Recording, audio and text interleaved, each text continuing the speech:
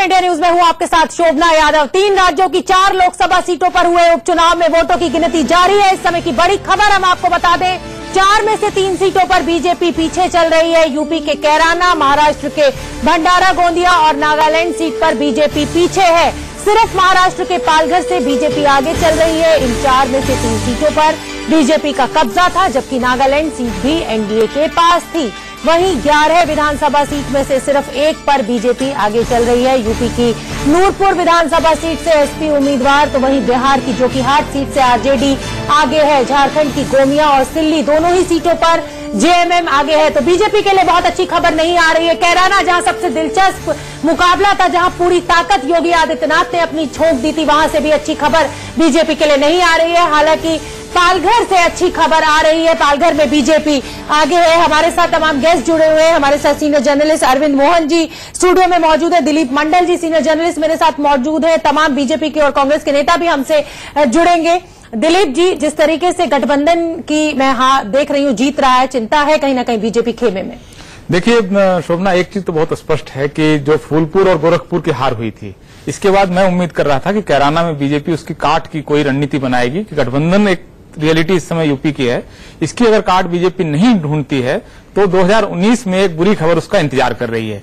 और बीजेपी ने अपने तौर पर कोई कसर छोड़ी नहीं, उसको पोलराइज करने की कोशिश की सांप्रदायिक आधार पर। एक तरह से बीजेपी के जो सबसे बड़े नेता हैं नरेंद्र मोदी ने, वो सैरोगेट प्रचार करने की कोशिश की। चुनाव प्रचार बंद होने के बाद वो सड़क उद्घाटन के नाम पर कोई कसर नहीं छोड़ी गई, और इसके बावजूद गठबंधन की कार्ड बीजेपी के पास नहीं है। यही कैराना का सबसे बड़ा सच आज की तारीख में मेरे लिए है कि बीजेपी यूपी में जो गठबंधन बन रहा है उसकी काट उसके पास नहीं है।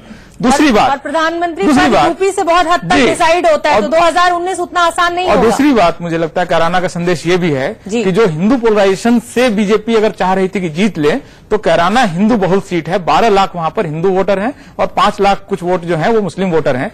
तो बीजेपी को हिंदू वोट भी कंसोलिडेटेड नहीं मिला, सब कुछ करने के बावजूद। और ये वो इलाका, याद कीजिए, कैराना में हिंदुओं के पलायन तक की बात की गई थी और बहुत मुजफ्फरनगर दंगे के बगल का इलाका है जी। वहां पर अगर बीजेपी नहीं जीत रही है तो मेरे ख्याल से ये बीजेपी के लिए चिंता का समय है, आत्मनिरीक्षण का समय है। योगी आदित्यनाथ ने अपने भाषण में जिन्ना, गन्ना और मुजफ्फरनगर का बहुत जोर शोर से जिक्र किया और वोट की मांग की थी। हमारे साथ अमरनाथ अग्रवाल जी, स्पोक्सपर्सन कांग्रेस, भी जुड़ गए हैं, और राजपाल कश्यप जी समाजवादी पार्टी के नेता है, वो भी हमारे साथ है। मेरे सहयोगी अभिषेक भी हमसे जुड़े हुए हैं।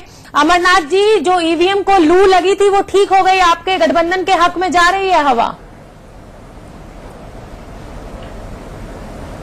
देखिए, ईवीएम में अगर ये आ रही है, अगर 2 लाख से जीतेंगे तो 5 से जीते होते, वो बात नहीं हो रही है। ईवीएम में मतलब अभी शक बरकरार है आपका शक अभी बरकरार है? क्लीन चिट नहीं दी आपने? 21, मैं आपकी बात, मैं आपको पहली बात, क्लीन चिट का कोई मतलब नहीं है। 21% मशीनें खराब होती हैं, 21%। ये चिंता का विषय नहीं है, ये चिंता का विषय है और रहेगा। एक प्रश्न मेरा कांग्रेस के प्रवक्ता से, अगर आप इजाजत दें, अगर मशीनें खराब हो रही हैं, कांग्रेस के प्रवक्ता से और सपा के प्रवक्ता से मेरा एक प्रश्न है कि दोनों पार्टियों ने एक पोजीशन लिया है कि ईवीएम गलत है और ईवीएम से चुनाव नहीं होने चाहिए, और ये एक तरह से सच भी है कि दुनिया का कोई भी विकसित लोकतंत्र ईवीएम से चुनाव नहीं कराता है, कागज से ही चुनाव होता है, अमेरिका से लेकर सब जगह।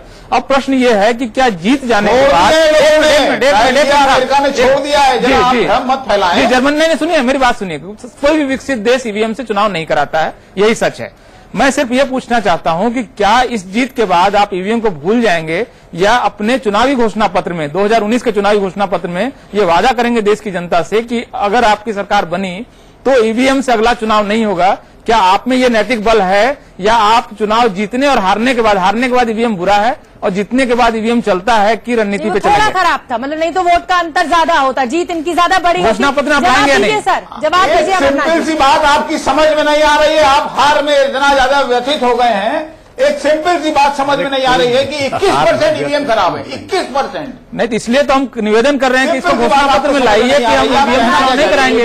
अमरनाथ जी, हम बिल्कुल व्यथित नहीं हुए। हम आपने जो कर्नाटक में एक ऐतिहासिक 21% मशीनें खराब हैं, आप कह रहे हैं, उसके बाद भी हम उस पर भरोसा जताएं, हम कहेंगे इसी पे चुनाव होंगे। हम बिल्कुल व्यथित नहीं है। कर्नाटक में आपने जो ऐतिहासिक तस्वीर पेश उसके बाद भी आप हमारे को बता रहे हैं कि हम अगले साल क्या करेंगे और उस साल क्या करेंगे। अभी जो दिख रहा है उस परिस्थिति में आप क्या करेंगे, ये आप बताइए। आप घोषणा कीजिए ना कि आप ईवीएम से चुनाव अगला नहीं कराएंगे अगर आपकी सरकार बनती है तो। मतलब आप अगर ईवीएम के इतने खिलाफ है सर, तो आप बोल रहे हैं कि करेंगे, आप क्या करने बैठे हैं? अच्छा चलिए, राफेल डील में कमीशन खाने के लिए बैठे हैं आप?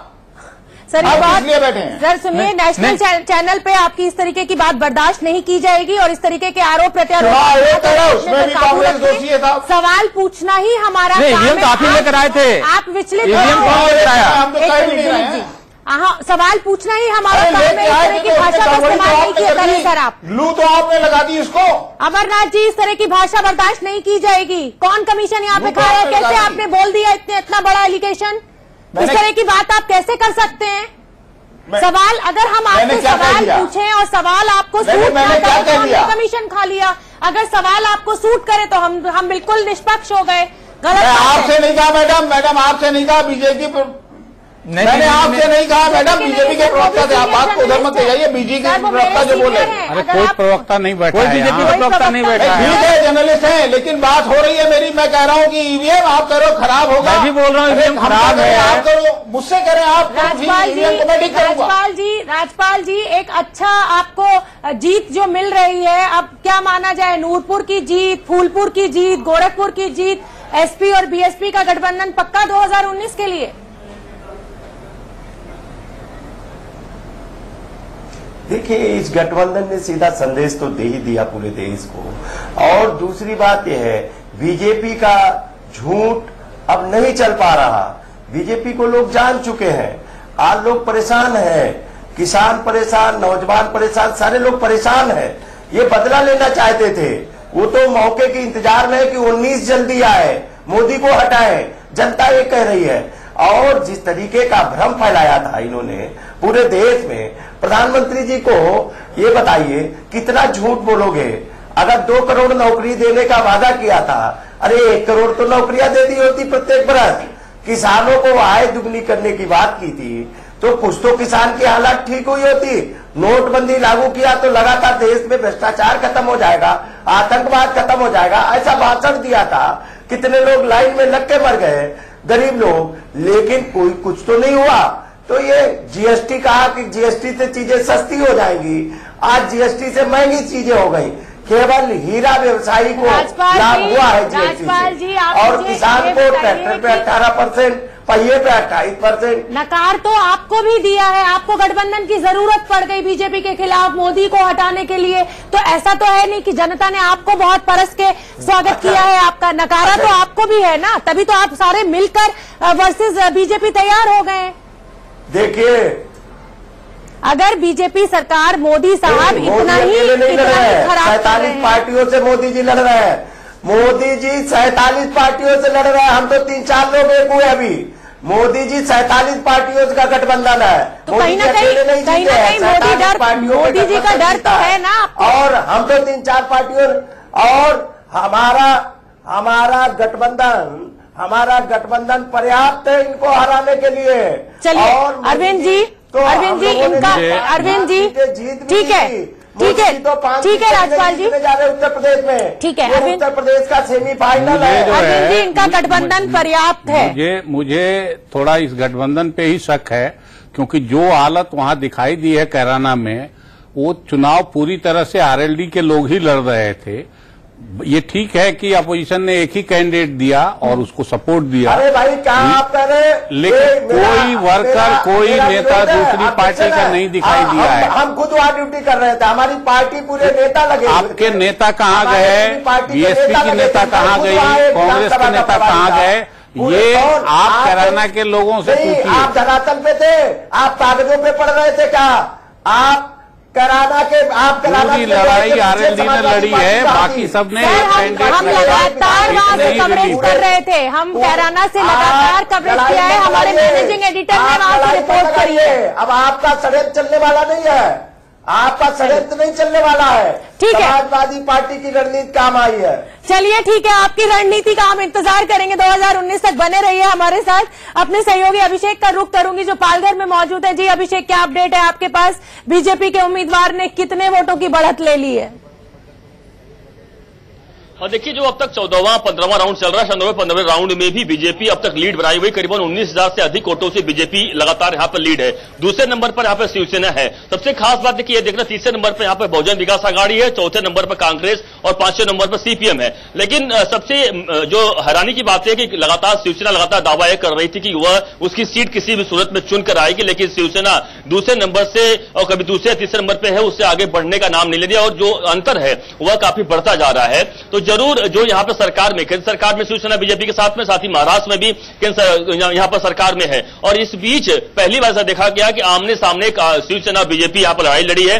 हालांकि उद्धव ठाकरे ने जनवरी में ऐलान कर दिया था कि 2019 का जो लोकसभा का चुनाव होगा वह एकला के रास्ते पर चलेंगे या अकेले लड़ेंगे, लेकिन उसके पहले कह सकते हैं एक बड़ी परीक्षा शिवसेना की देखी गई है। शिवसेना अब तक जो 15 जो राउंड आया है उसका जो अब तक फैसला आया है उसमें साफ है कि शिवसेना दूसरे नंबर पर है, बीजेपी एक नंबर पर अपनी लगातार बढ़त बनाई हुई है। अगर यही हालत रहे, करीबन 31 से 32 राउंड यहां पर होने वाले हैं, तो अगर उसमें अगर आगे कोई अगर मार्जिन अगर नहीं आए तो यह यकीन मानिए कि बीजेपी की जीत निश्चित होगी और शिवसेना की बड़ी हार होगी और सरकार में रहते हुए। और आने वाले 2019 के लिए जो तमाम उनकी चुनौतियां हुई, तमाम जो बार्गेनिंग होगी शिवसेना और बीजेपी के बीच, वह बीजेपी शिवसेना को भारी पड़ने वाली होंगी। ठीक है अभिषेक, आप